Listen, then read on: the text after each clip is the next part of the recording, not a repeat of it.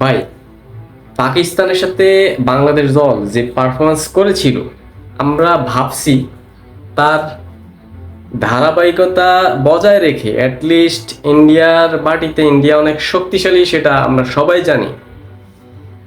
তো ওখানে গিয়ে আমরা অ্যাটলিস্ট আমাদের আত্মবিশ্বাসের যে ধারাবাহিকতা আছে সেটা মেনটেন করে তাদের সাথে একটি কম্পিটিটিভ সিরিজ খেলবো। কিন্তু দুইটি টেস্ট ম্যাচে ইন্ডিয়াকে ধরাশায়ী করতে গিয়ে আমরা উল্টা ধরাশায়ী হয়ে গেছি। যাক, মানলাম বিষয়টা। টি-20তে অ্যাটলিস্ট আমাদের মান সম্মানটা রক্ষা করবে আমাদের দল, কিন্তু কালকে দল যে পারফরমেন্স করছে খুবই অসাধারণ। অসাধারণ কার জন্য? ইন্ডিয়ার জন্য।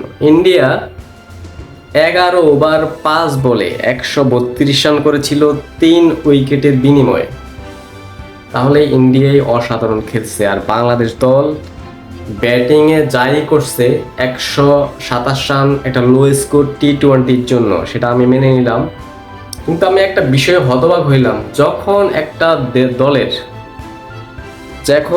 একটা দলের বোলিং ডিপার্টমেন্ট দায়িত্বহীন আচরণ করে। যেহেতু আমাদের দল ব্যাটিংয়ে লো স্কোর করছে, তাহলে আমি প্রোটেকশন দিব কিসে? বোলিংয়ে। কিন্তু আমাদের বোলাররা কি করলো? মিস্টার তাসকিন আহমেদ, তিনি 44 রান দেন 2 ওভার 5 বলে।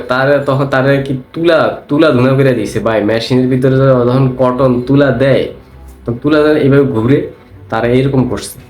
মোস্তাফিজ দীর্ঘ সময় ইন্ডিয়ার মাটিতে সে আইপিএল খেলে, তার পারফরমেন্স, সে এই লো স্কোরিং ম্যাচে সে কন্ট্রোল তো দূরে থাক, সে 36 রান দিয়া ম্যাচটারে আরো দ্রুত জয়ের জন্য সুযোগ করে দিয়েছে। কিন্তু আরো দুঃখের বিষয় এটা যে ভারতীয় দর্শকরা যখন খেলা শেষ, তখন ভারতীয় দর্শকরা বলেছিল যে বাংলাদেশ একটা ছোট দল, বাংলাদেশের সাথে ইন্ডিয়ার সাথে আসলে যায় না।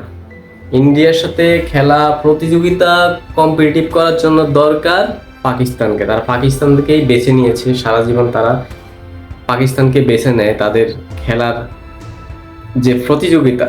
কারণ তারা পাকিস্তানকে হারাইতে মজা পায়, এটা স্বাভাবিক। এটা আমরা ছোটবেলাতে দেখে আসছি। সচিন টেন্ডুলকাররা যখন খেলতো তখন সিরিজগুলো কন্টিনিউ হইতো। এখন তো সিরিজ ওয়ার্ল্ড কাপ বা বড় বিগ টুর্নামেন্ট ছাড়া হয় না। তারা পাকিস্তানকে বেছে নিয়েছে তাদের জন্য কম্পিটিটিভ করার জন্য। আর এটা আসলে মূল প্রবলেমটা হচ্ছে বাংলাদেশ দলের এই পারফরমেন্স আমরা কোনোভাবে মেনে নিতে পারি না। অ্যাটলিস্ট আমরা, বাংলাদেশ ক্রিকেটের বয়স কি কম? বাংলাদেশ ক্রিকেটের যথার্থ বয়স হয়ে গেছে। এখন আমরা ওইভাবে ধরাশায়ী হওয়ার মতো কিছু নেই। আমরা অ্যাটলিস্ট ভালো পারফরমেন্স করবো ভাই। আমি সিরিজে আমার 4টা ম্যাচ, 2টা টেস্ট, 2টা টি-20। তো আমি তো অ্যাটলিস্ট 4টা ম্যাচে খারাপ করবো না। তাহলে আমার বৈশিষ্ট্য কি? দলের বৈশিষ্ট্য কি? আমার খেলার বৈশিষ্ট্য কি? এতদিন হই হুল্লোর এই সেই খেলার বৈশিষ্ট্য কি? আমি তো 2টা টেস্টে ভয়াবহ বাজে খেলছি। টি-20তে আমি যদি 150 রান করতাম, বা ইন্ডিয়া 18 ওভারে বা 19 ওভারে জয়লাভ করতো, 5 উইকেট যেত, 6 উইকেট যেত, তাও না। আমি 127 রান করলাম, আর আমার বোলাররা নাইমা পুরা দলরে ধরাশায়ী করে দিল। এই খেলাতে সর্বোচ্চ অর্জন হচ্ছে তৌহিদ হৃদয়ের একটা রান আউট। পুরা খেলা আমি এটাই দেখলাম। আর একটা ম্যাচ আছে, এই ম্যাচটা অ্যাটলিস্ট নিজেদের মান সম্মানটাকে বজায় রেখে একটা লেভেল 60-40 লেভেল মেনটেন করেই হারো, সমস্যা নাই, হেরেই দেশে আসো, ওয়েলকাম। আমাদের দল আমরা ফেলতে পারবো না। আমাদের দল ভালো করলে আমাদের দল, খারাপ করলে আমাদের দল, কিন্তু আমরা যাতে অন্যান্য দলের সাথে যাই করি না কেন, যেহেতু ইন্ডিয়ার সাথে আমরা এখন কথার একটা যুদ্ধ অলওয়েজ লেগেই আছে, তাহলে আমরা অ্যাটলিস্ট তাদের মাটিতে এতটা বাজে খেলে আমরা আসতে পারি না। আমরা একটু ভালো খেলে লাস্ট একটা ম্যাচে অ্যাটলিস্ট ভারতীয় দর্শকরা যখন বললো যে পাকিস্তান হচ্ছে ইন্ডিয়ার জন্য কম্পিটিটিভ দল, তাহলে আমরা ওই জায়গায় আমাদের অ্যাটলিস্ট যোগ্যতাটা একটু প্রমাণ করে আসি।